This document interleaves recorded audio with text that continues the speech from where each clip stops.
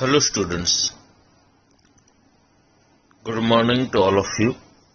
Welcome to e-learning program organized by Shri Gnan Manjari Vidyapith. Today we are going to learn Sanskrit grammar. Topic Sandhi.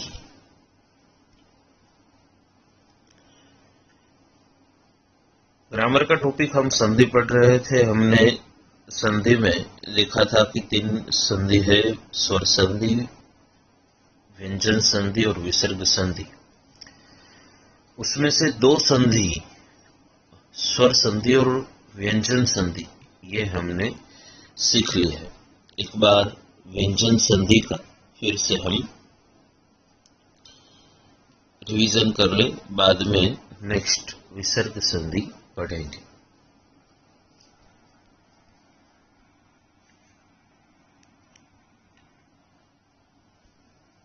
व्यंजन संधि हमने देखा था कि 2 व्यंजनों को परस्पर जोड़ने से जो शब्द बनता है उसे व्यंजन संधि कहते हैं।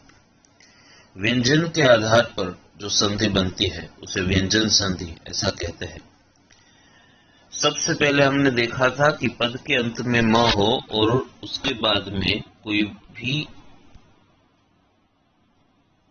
व्यंजन हो तो म का अनुस्वार होता है। देखा था देवम प्लस वंदे, यहाँ पे म है, पद के अंत में सामवे व्यंजन है व, तो यहाँ पे व का म का अनुस्वार हो गया। ग्रामम प्लस गच्छति, तो ग्रामम गच्छति, म का अनुस्वार हो गया, सामने व्यंजन है इसलिए। फिर हमने दूसरा उदाहरण देखा था कि पद में अंत में म हो, बाद में कोई भी स्वर हो तो म में वह स्वर मिल जाता है और म जो है पूर्ण अक्षर बन जाता है। तो यहाँ पे धनम प्लस इच्छति ऐसा है, तो धनम इच्छति, म और ई है, तो ये ई जो है वह म में मिल गया और मी हो गया। ठीक है। त्वम प्लस अक्षरम, त्वम अक्षरम, म प्लस अ है,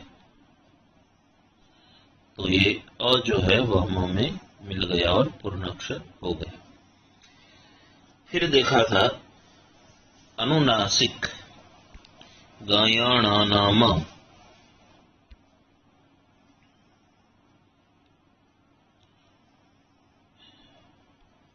अनुनासिक गायणानाम को छोड़ के कोई भी पदार्थ व्यंजन हो, उसके बाद में स्वर अथवा कोश व्यंजन हो तो पदार्थ व्यंजन की जगह पर वर्ग का तीसरा अक्षर होता है। हमने यहाँ पे देखा था कि ये अनुनासिक वर्ण है, ये शब्द के अंत में नहीं होने चाहिए और इसमें से कोई भी, और ये सो क च ट त प ख छ ठ थ फ, ये कोई भी अंत में हो तो, और सामने क्या होना चाहिए, घोष व्यंजन। ये सारे घोष व्यंजन है, या तो स्वर होना चाहिए। ठीक है, सामने। तो वर्ग का तीसरा अक्षर होता है उसकी जगह पर, ये तीसरा अक्षर है वर्ग का।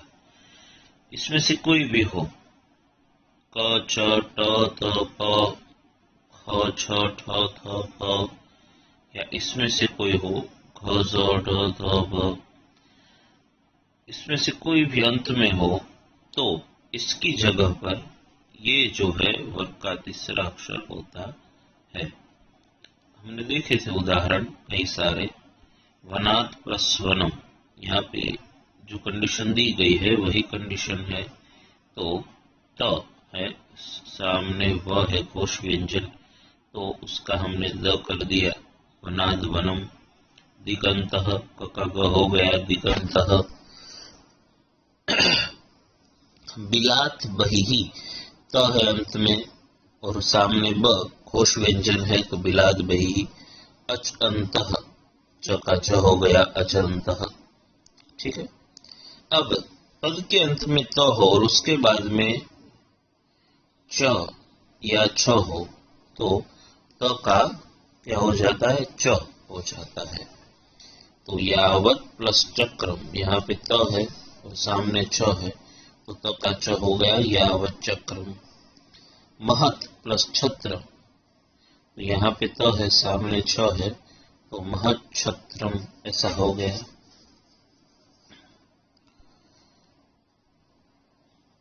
फिर पद के अंत में आए हुए त के बाद में ज या ज हो, ज या ज हो तो त का ज होता है, तत् जयः, त का ज हो जाएगा तज्जयः। ठीक है। उत प्लस ज्वलः, तो त का ज हो गया, इसलिए यहाँ पे हो गया ज्वलः।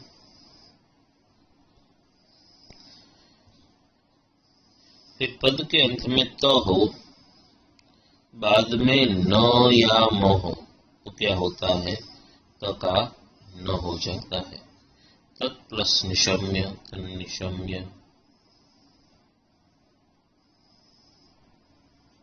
ऐसा हुआ। तत् प्लस मयः तन्मयः। बाद में पद के अंत में आए हुए त के बाद में ल हो, तो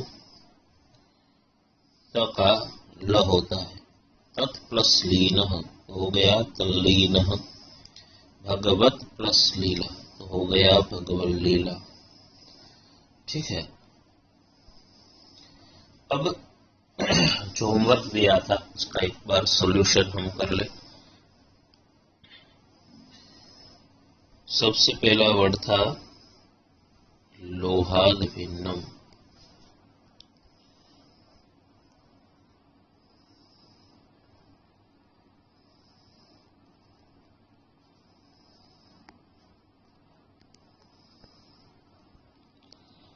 अब इसका क्या हो जाएगा, लोहात प्लस भिन्नम। कौन सा व्यंजन संधि का फर्स्ट जो रूल्स था वह यहाँ पे यूज हुआ है। त है अंत में और सामने घोष व्यंजन है, तो वर्ड का तीसरा अक्षर हो गया है द। ठीक है। दूसरा है कियच्च,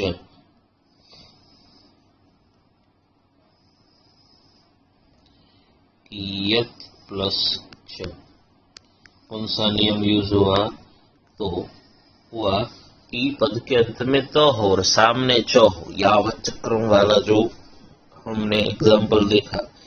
पद के अंत में तो हो और सामने च हो, तो का क्या हो जाएगा, च हो जाएगा, कियच्च। फिर है एतन निवेदितम,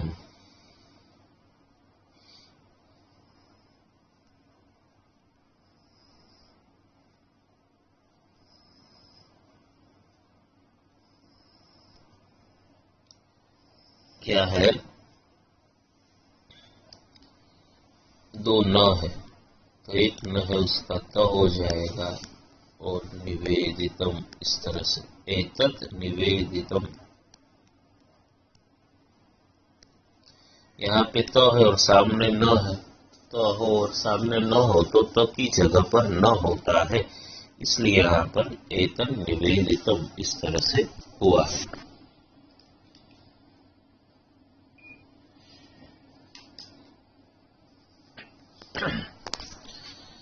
अब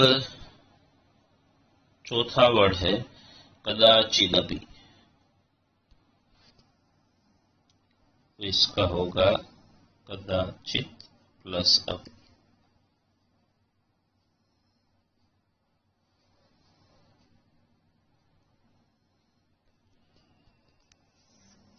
कदाचित प्लस अपि इस तरह से होगा। यहाँ पे तो है और सामने स्वर है, तो त का वर्ग का तीसरा अक्षर द होगा, और अंत में है न चापी, तो उसकी संधि सीधी सादी है, न च प्लस अपी, स्वर संधि में से है। ठीक है। अब हम जो आगे की संधि है विसर्ग संधि, वह देखते हैं। विसर्ग संधि है पदांत में विसर्ग के बाद में स्वर हो या व्यंजन को ध्यान में रखकर की हुई संधि को विसर्ग संधि कहते हैं। अब शब्द के अंत में हमने देखा कि स्वर होना चाहिए और सामने स्वर होना चाहिए, तो स्वर संधि हुई।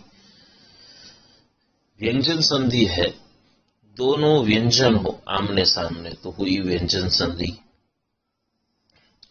और विसर्ग संधि, पद के अंत में विसर्ग हो और बाद में कोई भी व्यंजन हो तो उसको ध्यान में रखकर जो संधि हुई है उसको विसर्ग संधि कहते हैं।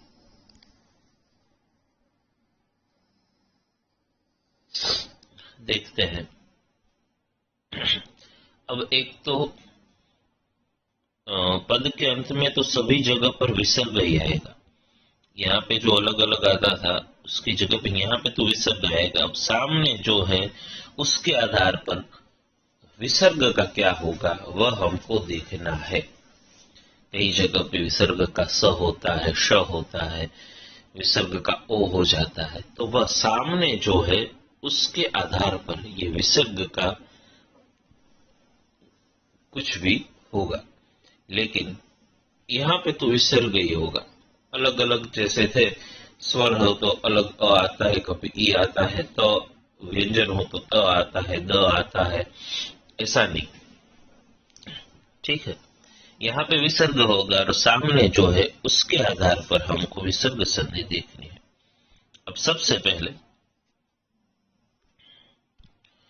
विसर्ग के बाद में पद के अंत में विसर्ग हो और विसर्ग के बाद में च या छ आए तो विसर्ग का क्या हो जाता है श। यह जो है तालव्य श। ठीक है, तालव्य जो श है यह श हो जाता है। च या छ सामने हो तब अच्छी तरह से याद रखें। पद के अंत में क्या होना चाहिए विसर्ग। जैसे कि मृगः, यहाँ ये दो डोट है, यह विसर्ग दिया हुआ है और सामने क्या होना चाहिए च या छ, तो यहाँ पे च है तो विसर्ग का क्या हो जाता है, ये जो दो विसर्ग है इसका क्या हो जाता है श हो जाता है। क्या श, विसर्ग का श हो जाता है। तो अब यहाँ पे है मृगः प्लस चरति, ऐसा है तो यह विसर्ग है, उसके स्थान पर हम क्या कर देंगे श, मृगश्चरति। यह हो गया श, लेकिन इसको हम लिखते हैं इस तरह से। जब इसको आधा भी लिख सकते हैं,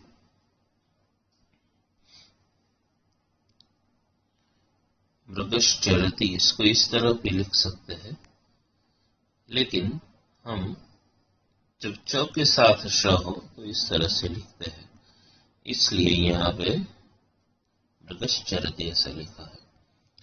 दूसरा उदाहरण है गोपालः चतुरः, तो यहाँ पे भी विसर्ग है पद के अंत में, सामने च दिया गया है तो गोपालश्चतुरः, इसलिए यहाँ पे विसर्ग का श हो गया।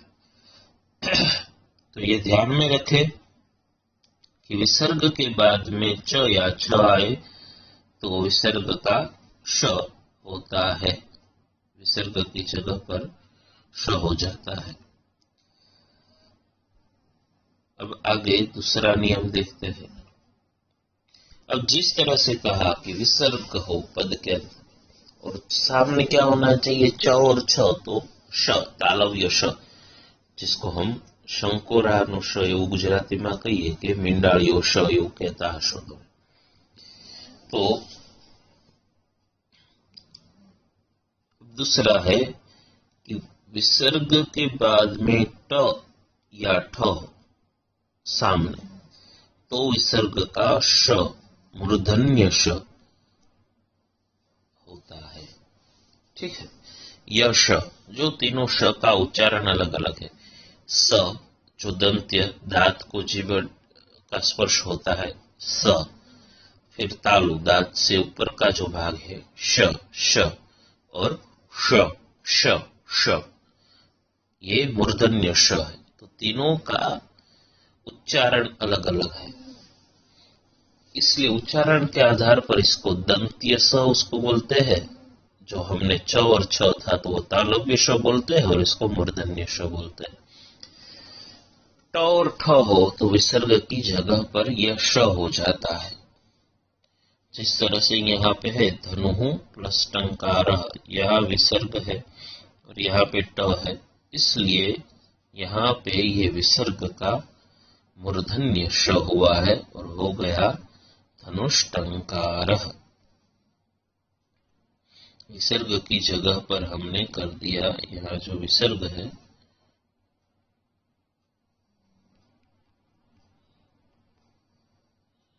उसकी जगह पर हमने कर दिया श, ठीक है। इसलिए हो गया धनुष्टंकार।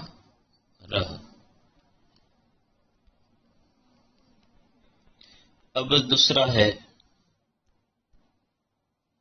सुगनः ठाकुरः, तो ये है।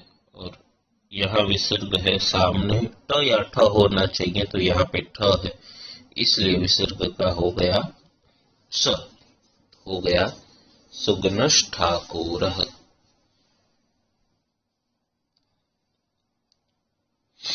अब है विसर्ग के बाद में त और थ आए तो विसर्ग का स होता है। त और थ आए तो विसर्ग का दंत्य स होता है। गंगायाः प्लस तीरे, तो विसर्ग की जगह पर क्या होगा, ये दंत्य स, ठीक है। गंगायास्तीरे, ततः प्लस तस्य, ये विसर्ग है और सामने त है, इसलिए स हो जाएगा। ततः तस्य होगा ततस्तस्य, ठीक है। फिर से एक बार ये जो नियम है वह देख ले।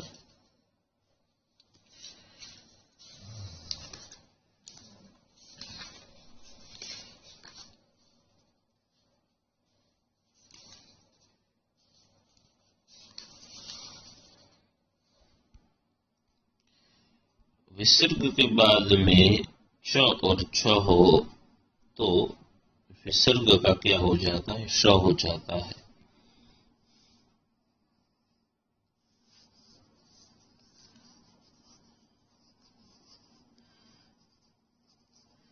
अब और भी उदाहरण देख ले। गृहीत चिंतस कर्णश्च, इस तरह से है।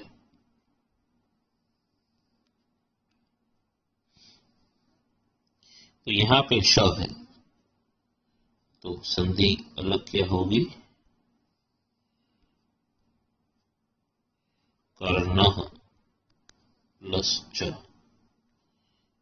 यहाँ विसर्ग है और यहाँ च है तो विसर्ग का क्या हो जाएगा, श हो जाएगा। कर्णश्च हुआ। गृहीत चिंतश्च,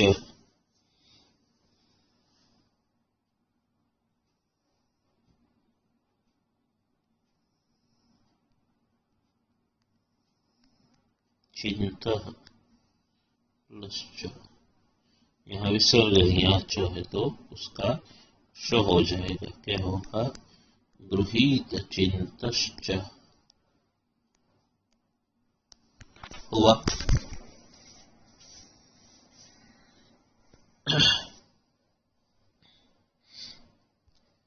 फिर देखा था कि विसर्ग के बाद में ट या ठ हो तो विसर्ग का क्या होता है, श हो जाता है। देखा धनु प्लस टंकारः तो हुआ धनुष्टंकारः। फिर हमने देखा सुगनः प्लस ठाकुरः तो हुआ सुगनश ठाकुरः। तो इस तरह से विसर्ग हो और विसर्ग के बाद में ट या ठ हो तो विसर्ग की जगह पर श मूर्धन्य श जो है वह होता है। उसके बाद में है लिखा विसर्ग के बाद में तो या थ हो तो विसर्ग की जगह पर स हो जाता है। ततस्ते, ततः प्लस्ते तो विसर्ग का स हो जाएगा ततस्ते।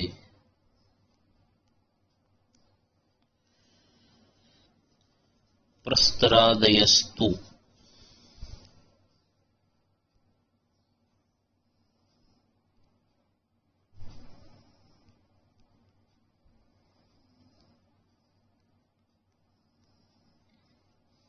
इस तरह से है तो प्रस्तरादयः प्लस्तु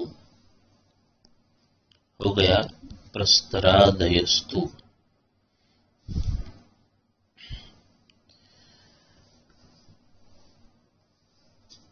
अब आगे के नियम देखते हैं। अच्छी तरह से समझना ये नियम जो है। विसर्ग के पूर्व में अ हो और सामने भी अ हो तो विसर्ग जो है उसकी जगह पर ओ और अ जो है उसकी जगह पर ये अवग्रह हो जाता है। क्या नियम है कि विसर्ग के पूर्व में अ हो और सामने भी अ हो। विसर्ग तो होना ही चाहिए लेकिन विसर्ग के पहले अ होना चाहिए और सामने अ होना चाहिए। तो विसर्ग की जगह पर ओ हो जाएगा और अ जो है उसका अवग्रह हो जाएगा। देखो यहां पे जो है स्वरः प्लस अपि ऐसा है। तो यह जो सिचुएशन है स्वरः यहां पे विसर्ग है तो र में अ है। विसर्ग में पूर्व में अ यानी कि यहाँ पे जो अक्षर है उसमें अ होना चाहिए। हरि ही ऐसा हो तो नहीं चलेगा तो ई आ जाएगा। देखो हरि ही,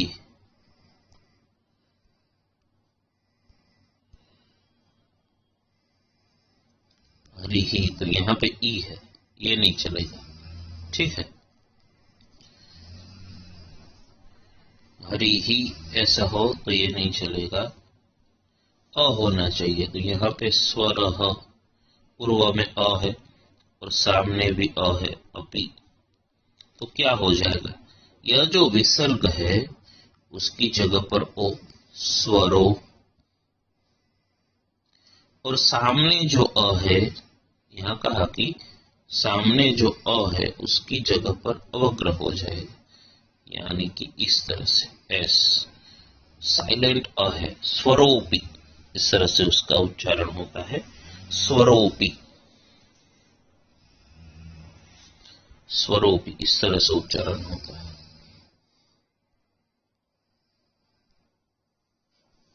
एकः प्लस अश्वः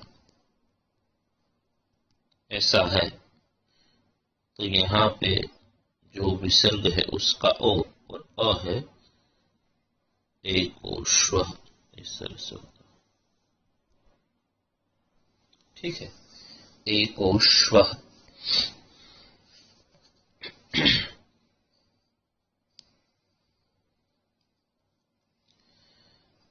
दूसरे उदाहरण देखते हैं। बोधः प्लस अपि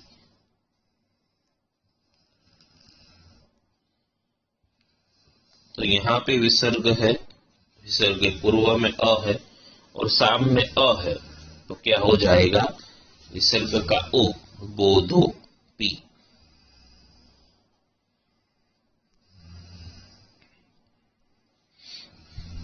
ठीक है। अब ऐसा है अपूर्वोयम, तो विसर्ग संधि का ये मुख्य नियम और इसके उदाहरण भी बहुत पूछे जाते हैं।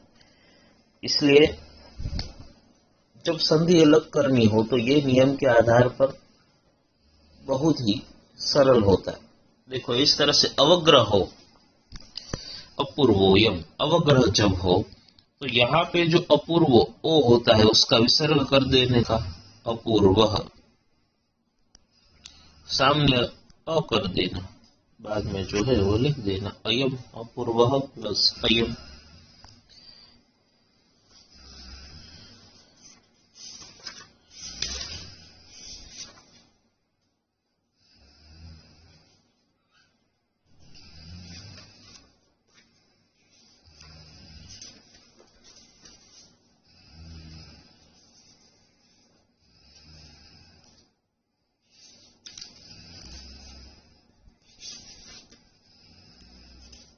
ऐसा है ग्रंथागारोपी।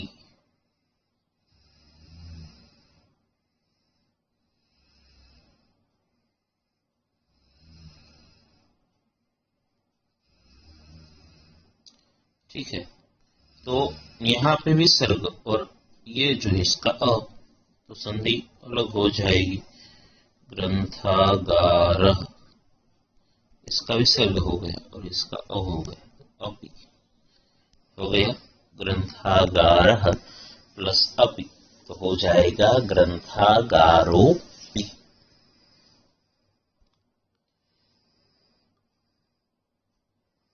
अब है,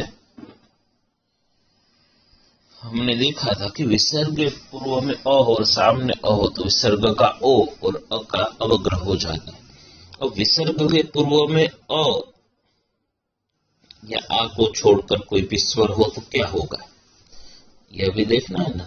सब जगह पे अ नहीं होता, मैंने उदाहरण दिया था कि हरि ही है तो उसमें अ नहीं है, तो आगे का नियम है अ या आ को छोड़कर कोई भी स्वर हो और सामने क्या होना चाहिए, स्वर या घोष व्यंजन, स्वर या घोष व्यंजन। घोष व्यंजन हमने व्यंजन संधि के पहले नियम में देखे थे कि वर्ग के तीसरे, चौथे और पांचवें जो अक्षर होते हैं वह सभी घोष व्यंजन किए कहे जाते हैं। तो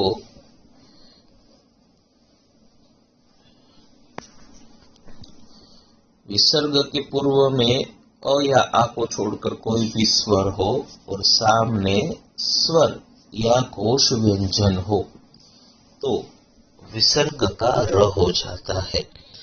अभी देखो यहाँ पे है हरि ही, तो ई है विसर्ग के पूर्व में, अ या आ नहीं है। ठीक है, और सामने है जब, जो कि वर्ग का तीसरा अक्षर है यानी कि वह घोष व्यंजन है, तो विसर्ग की जगह पर हो जाएगा रेफ, र आधा, हरिर जयति, इस तरह से। लेकिन हम वह आधा र होता है उसको ऊपर रेफ की तरह लिखते हैं, इसलिए यहाँ पे हरिर जयति ऐसा हुआ। अब है दूसरा तेहि उत्तम। दो बातें कही है, स्वर होना चाहिए या घोष व्यंजन होना चाहिए, तो यहाँ पे स्वर है, इसलिए जो विसर्ग है वह विसर्ग की जगह पर र हो जाएगा, तैर उत्तम।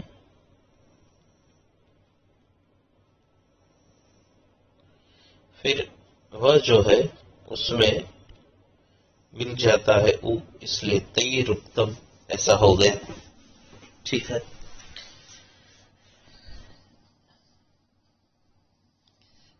दूसरे उदाहरण देखते हैं। कीर्तिः प्लस मया, कीर्तिः प्लस मया, इस तरह से है तो विसर्ग का क्या हो जाएगा? र। जो कंडीशन दी गई है वह यहाँ पे है। ठीक है, विसर्ग के पूर्व में अ या आ को छोड़कर कोई भी होना चाहिए तो ई है, और सामने घोष व्यंजन होना चाहिए तो म जो है वह घोष व्यंजन भी है, कीर्तिर्मया। दूसरा देखते हैं, कीर्ति ही प्लस अपि,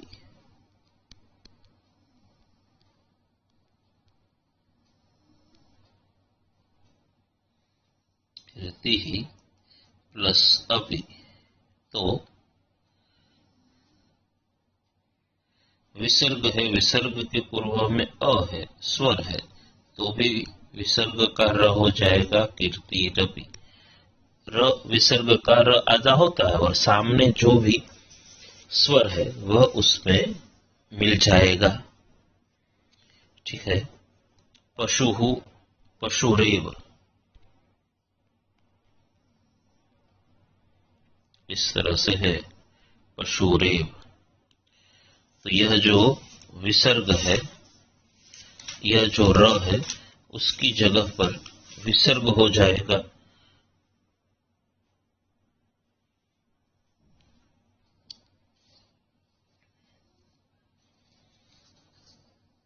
उसकी जगह पर विसर्ग हो जाएगा पशुहु, पशुहु प्लस एव, इस तरह से संधि अलग होगी। ठीक है, पशुहु प्लस एव।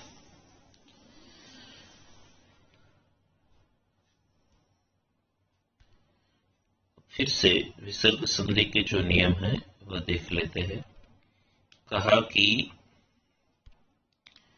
विसर्ग संधि किसको कहते हैं कि पदांत विसर्ग के बाद में स्वर या व्यंजन हो, उसको ध्यान में रखकर जो संधि की जाती है उसको विसर्ग संधि कहते हैं। सबसे पहले हमने देखा था कि विसर्ग के बाद में च या च हो तो श हो जाता है। मृगः प्लस चरति, तो यहाँ पे श हुआ, मृगश्चरति। गोपालः प्लस चतुरः, यहाँ पे श हुआ, गोपालश्चतुरः। फिर था कि विसर्ग के बाद में ट या ठ हो तो उसका श हो जाता है। ठीक है, अब धनुः प्लस टंकारः, तो उसका श हो गया धनुष्टंकारः, इस तरह से हुआ। सुग्नः प्लस ठाकुरः, सो हुआ सुग्नष्ठाकुरः। विसर्ग के बाद में त या थ हो तो विसर्ग का क्या हो जाता है? स हो जाता है, इसलिए यहाँ पे हुआ गंगायास तीरे। फिर हुआ ततः प्लस तस्य, तो वहां पे विसर्ग का स हो गया ततस्तस्य। फिर है कि विसर्ग के पूर्व में अ हो और सामने भी अ हो तो विसर्ग का ओ और अ जो है उसकी जगह पर अवग्रह हो जाएगा। तो यहाँ पे था स्वरः प्लस अपि, विसर्ग पूर्व में अ है और सामने भी अ है तो उसका ओ हो गया और सामने अ था, उसकी जगह पर हमने अवग्रह कर दिया, इसलिए हो गया स्वरोपि। एकः प्लस अश्वः, तो हो गया एकोश्वः।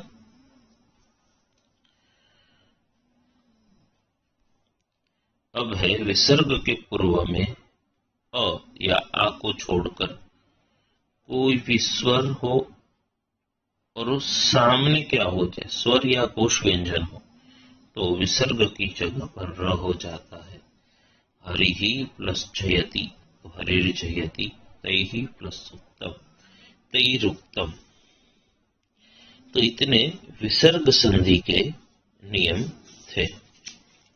ठीक है, अभी हम इसके आधार पर ये स्वर संधि, व्यंजन संधि और विसर्ग संधि हुई, जिसके नियम तो और भी है, लेकिन हमारे सिलेबस में जितने जरूरी नियम है वह सब हमने सीख लिए।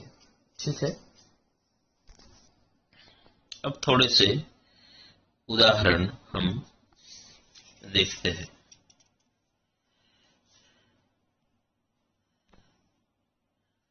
देखो यहाँ पे एक नियम,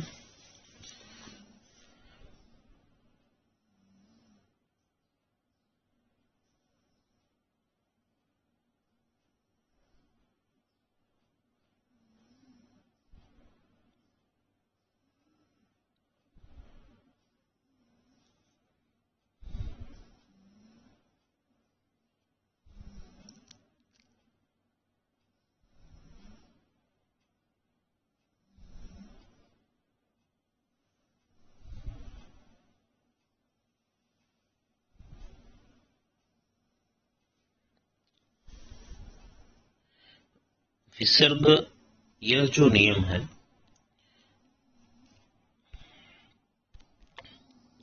विसर्ग पूर्व में अ हो और सामने अ हो तो उसका अवग्रह ओ हो जाता है। लेकिन सामने कोई भी व्यंजन हो,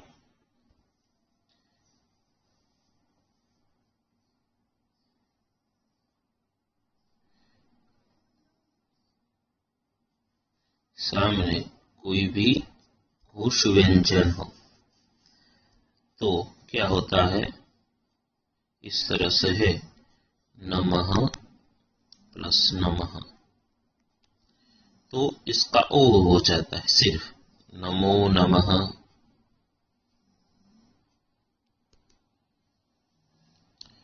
सर्वः जनः, इस तरह से है तो इसका ओ हो जाता है सर्वो जनः, हो जाएगा सर्वो जनः। सामने अ हो तो अ का अवग्रह हो जाएगा, लेकिन सामने अ न हो, कोई भी व्यंजन हो तो उसका ओ हो जाता है विसर्ग का। यह भी बात ध्यान में रखें। अब ये सब के आधार पर हम थोड़े उदाहरण देखते हैं। जो भी नियम देखे, स्वर संधि, व्यंजन संधि और विसर्ग संधि, उसके आधार पर। अब यहाँ पे है धनिकोपि,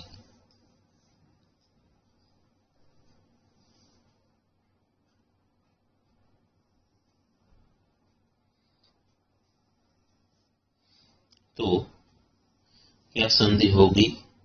मैंने कहा ऐसी सिचुएशन हो तब को है उसका विसर्ग कर देने का धनिक, और सामने जो अवग्रह है उसका अ कर देना, इसलिए धनिक प्लस अपि, ऐसा हो गया।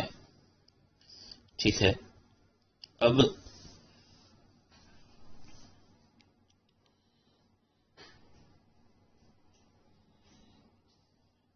ऐसा है कि लुब्धो वर्तते,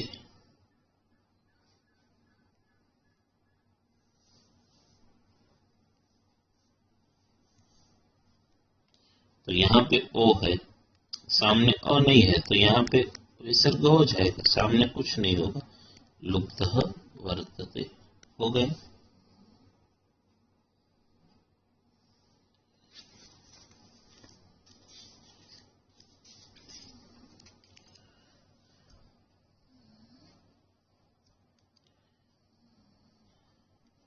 अब है गति ही प्लस त्वम,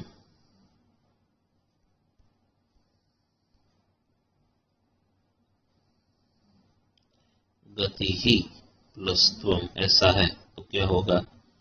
देखो विसर्ग है यहाँ पे, सामने क्या है? त है, तो देखा था त या थ हो तो विसर्ग की जगह पर क्या होगा? स हो जाएगा। ठीक है, ऐसा है गति ही प्लस त्वम,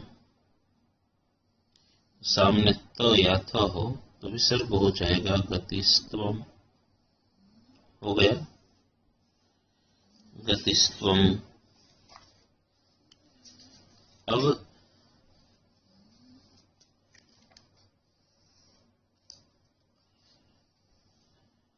मनुष्याश्चेति।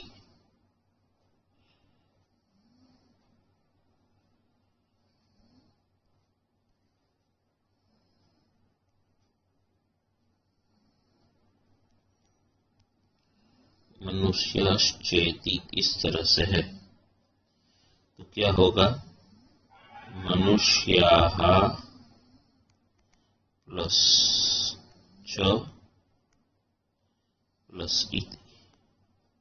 ठीक है, जब विसर्ग श हो सामने तब उसका विसर्ग हो जाएगा च, तो उसका विसर्ग हो जाएगा, विसर्ग की जगह पर यह श होता है तो यहाँ पर विसर्ग हो गया। और च सामने, चेति में भी संधि होती है और ई की ए, मनुष्याः प्लस च प्लस इति, इस तरह से संधि होगी।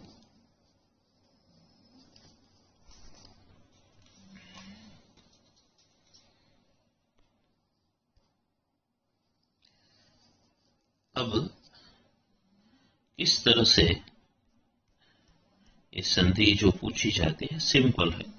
यहाँ पे दिया गया है 5 उदाहरण के तौर पर। अधोदस्तस्य संधि विच्छेदम कुरुत, संधि विच्छेदम यानी कि संधि छोड़नी है। यह फर्स्ट चैप्टर का है इसलिए वह वेद के आधार पर होता है।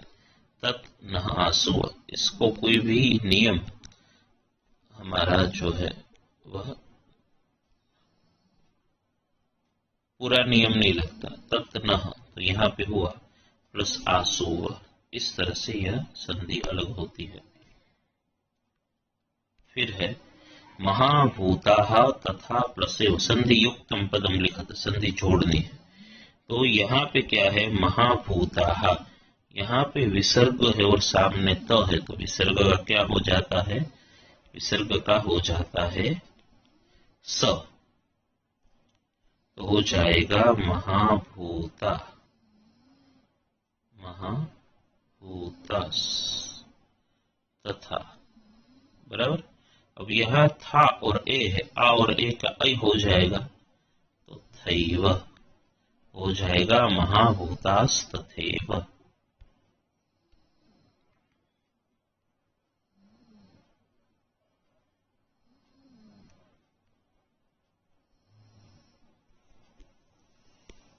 ठीक है, अब है अधोदत्तस्य संधि विच्छेदम कुरुत अपूर्वोयम। तो ऐसा जब हो तो पहले विसर्ग कर देने का अपूर्वः, बाद में अ कर देने का अयम हो गया। अपेयम अस्ति, सबसे पहला व्यंजन संधि का जो नियम था कि म हो उसके बाद में अ हो तो वह म मिल जाता है। अपेय, अपेयमस्ति, इस तरह से हो गया। ठीक है, फिर है अपवर्ग प्रदास्तु, अपवर्ग प्रदाह प्लस तु।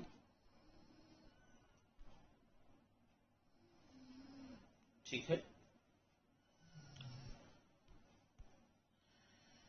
तो इस तरह से संधि जो है वह हमारे पेपर में पूछी जाती है।